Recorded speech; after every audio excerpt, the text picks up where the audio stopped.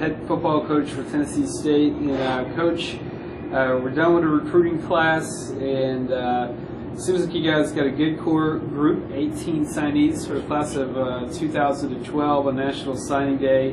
And according to Boxtorow earlier this week, you guys are rated as the top recruiting class among HBCU schools. What does that mean for this program? I mean, it means a lot. I mean, it's huge. Last year we were number 3, and we felt like we brought in a great group of kids. And this year, we knew needed to do a little better to help build the foundation of this program.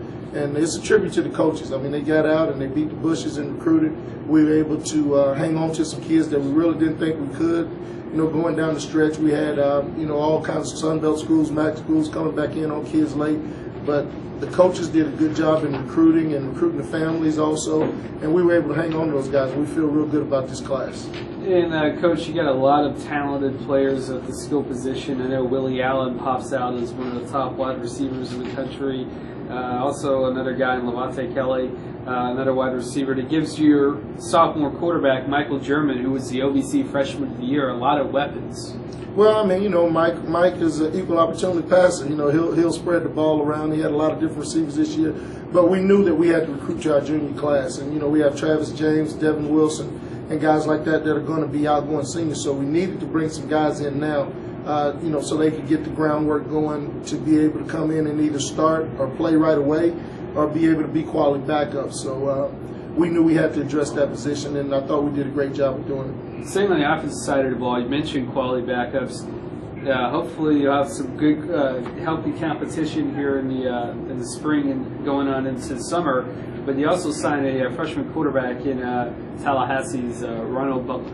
Well, I mean, when you get good competition, on your team, when you got to recruit guys that are going to push the other guys in front of you. Mike is our starter, of course, but I always tell those guys, you're only as good as your next game. And Ronald Butler is a kid that has a lot of, accolades behind his name. He was very highly recruited. He was committed to Southern Miss at one point, and we were able to get in on the kid. And UNLV and some other schools were on him, but he liked what he saw when he came here on the visit, and we think that that'll breed healthy competition with Mike German, Amani Carswell, and Butler. So if anything, if he doesn't come in and win the job, you redshirt him and you got to stagger there between Mike and himself. But we're going to allow those guys to compete.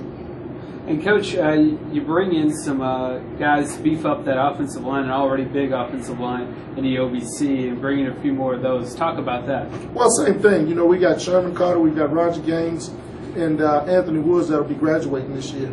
So with those guys leaving, you got to bring in some freshman guys to be able to fill those spots. And you don't ever want to. You got to recruit to your junior and your senior class. So we decided to do that, and we needed to bring those in to fortify some positions there. And the Fontaine kid, Key Lewis, a very athletic kid. Kevin Kenton, he's a kid that can play tackle as well as center.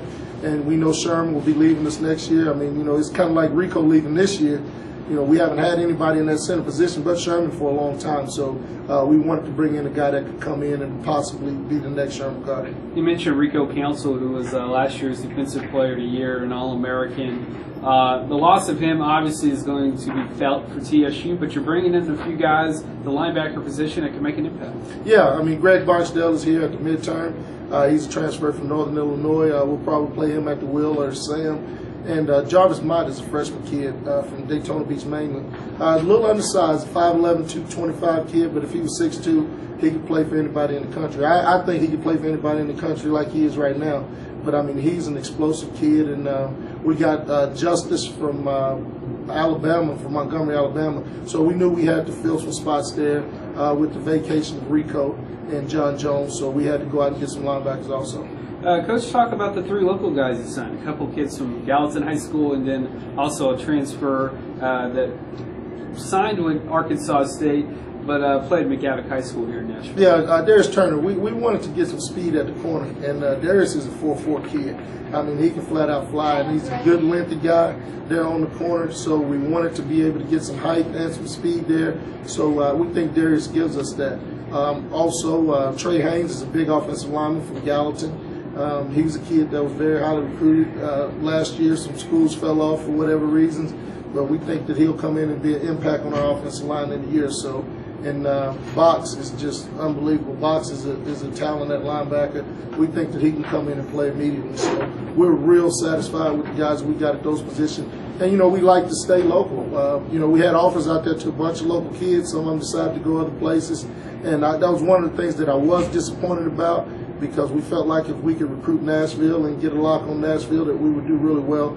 But, they left us here to go to other FCS schools when we had players out of state that were turning down BCS schools to come here. So, you lose something, but you gain a lot. Coach, what does it say for the program to have two back-to-back top 5 classes as ranked among your HBCU peers? What does that mean? I just think it says that we're headed in the right direction. You got to understand that recruiting is your lifeline. You can't take a donkey to the Kentucky Derby and expect to win. You got to go out and get good football players. And our coaches have gone out and done a good job of bringing these guys in. And the administration has been great in backing us in everything that we needed. We got the money to go out and recruit.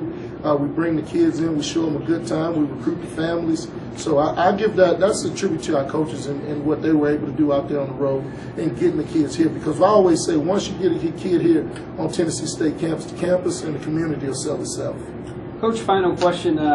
Just talk about the excitement building for the 2012 season. The Centennial's here, tradition of going back to the hole for a few games, just the overall atmosphere. I mean, I'm tickled to death about the whole situation. I played down in the hole, and I think that it's going to bring back a bunch of nostalgia. It's going to make for good PR for the local community here, and hopefully they can jump on board, we can jump on board, and turn this thing not into just 3 games, but a total return to the hole. Now, you speaking a little bit more on that, there's a great tradition here at Tennessee State in football from the years gone by. You've been a part of that as well.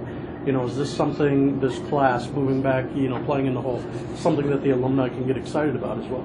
Oh, absolutely. I mean, anytime you go out and recruit the caliber athletes that we have coming in here this year, and, you got the added excitement about playing 3 games in the hole next year, I think that that's buzz in itself to get everybody excited. I'm tickled to death about it, and I think that our players, they're excited about playing in the hole. We talk to them all the time about the tradition, the legend of playing down there in the hole. So I'm excited, and our players are too, and I can't wait to get started. All right, well, Coach, thanks for joining us, and we'll talk to you soon, and good luck the rest of the way. All right, thank you guys for having me.